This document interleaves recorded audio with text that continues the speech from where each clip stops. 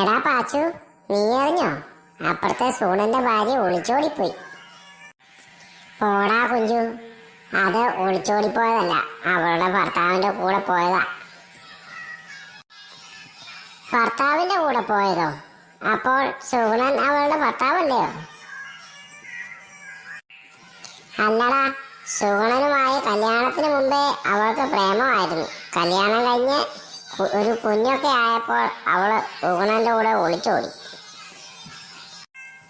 എന്നിട്ടിപ്പോ എന്നാ പറ്റി തിരിച്ചോടാൻ?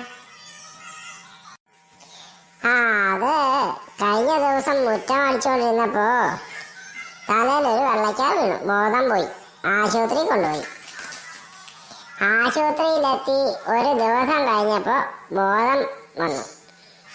അപ്പോ ഭർത്താവിനെയും മകളെയും ഓർമ്മ വന്നു. അപ്പോ അവൾ അവയാളുടെ കൂടത്തിൽ പോയി. അത്രേ ഉള്ളൂ. അത് കൊള്ളാം. ഈ വെള്ളയ്ക്കയുടെ ഒരു കാര്യമേ,